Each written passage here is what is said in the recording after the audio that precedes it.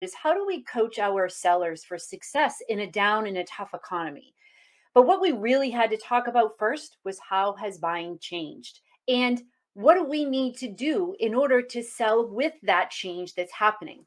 So I'm going to share with you just a quick snippet of the slides that I had done with them, because I think this is something that's really important for us to understand if we're going to become buyer first sellers that make a difference, that add value to our buyers. Now, this first slide that you're seeing, this is what I call, or actually David Hoffeld calls, the 6 whys of buying behavior. Now, in his book, The Science of Selling, he researched over 400 studies to look at how has buying behavior changed and how do we need to adjust our selling strategies accordingly. Now, he identified 6 different whys, he calls them, of buyer behavior. Now, here's the thing. I didn't just take David's word for it, even though he studied 400 studies, but there is also research and studies that has come out from other authors, researchers, Gartner, Forrester, and Harvard, that supports that buyers need to answer these 6 questions. And that first one is, why do we even need to change at all? This is where we need to overcome their preference stability for the status quo, because change is risky. And it's a lot easier to stay with what it is that we think is the right thing to do and to stay that way. So we have to be able to explain to our buyers or help them to understand for themselves, actually, why they should make these particular changes. And then why now? Is this something that is a nice to have, or is this something that they must have in order for them to reach their own goals? What's the impact of that, the cost of consequences if they don't?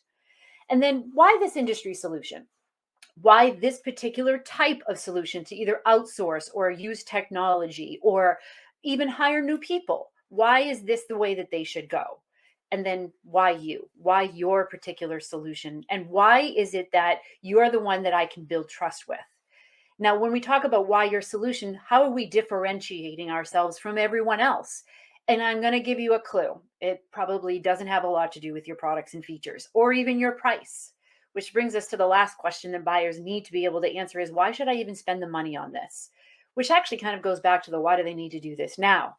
Now, in the answering of these particular questions, we also have some obstacles that we are facing as salespeople when we're trying to sell with our buyers.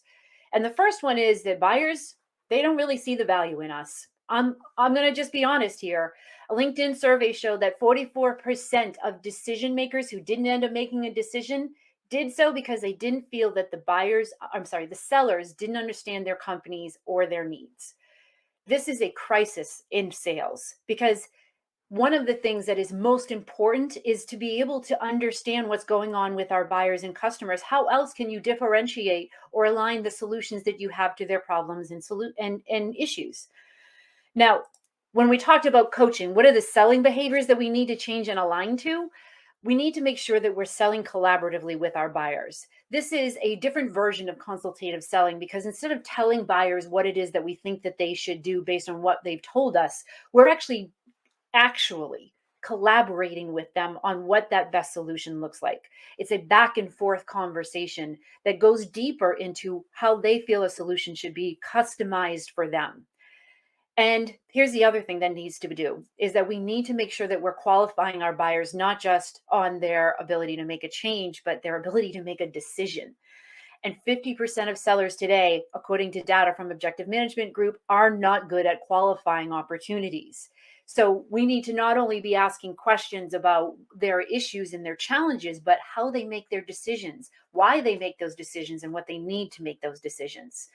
And finally, especially when we're talking about a tough economy, we need to help buyers to understand the value of either solving the problem or solving the problem with you.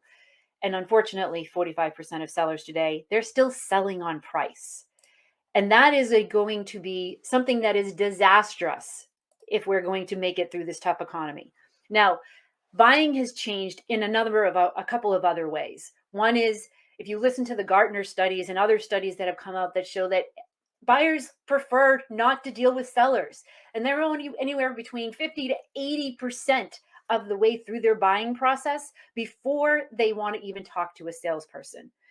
Now, if you have following the product-led growth movement, or what I call the Amazon effect, what's happening is that buyers are not willing to sit through the 20-question discoveries anymore. They're not willing to go through all of the steps of your sales process to get to the answers and ideas of the solutions that they need. And so we need to make sure that as sellers, we are meeting buyers where they're at. We need to stop trying to force them to go through our steps and instead align our steps to where they're at. Does this mean you don't ask discovery questions? Of course, flipping not. Of course, you're going to ask those questions. You just might not get to ask them at the time and in the order that you want to. You may have to ask those questions in during your demo as you're showing them that this is the possibilities or these are the options that you have when you're dealing with this particular issue. Okay, one other thing. This is the other thing that we need to do in order to sell the way that people buy. I'm going to try and say this calmly. Stop spamming them with cadences that are just scaling crap.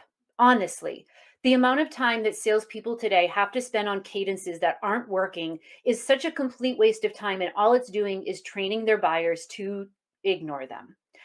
I mean, there was a survey that came out from LinkedIn that 90% of executives ignore impersonal and automated sequences.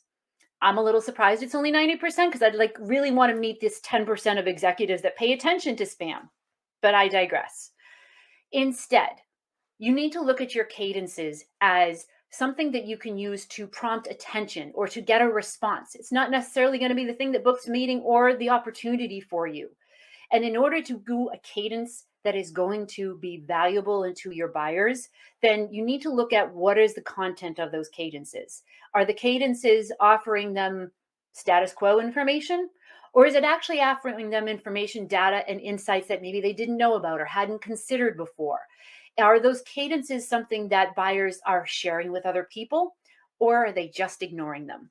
So my advice is, in order to sell according to the way that your buyers buy, is to do personalized outreach, do your research, and make sure that you're offering some kind of an insight or data point that can grab their attention and make them think a little differently about how they might be approaching a problem.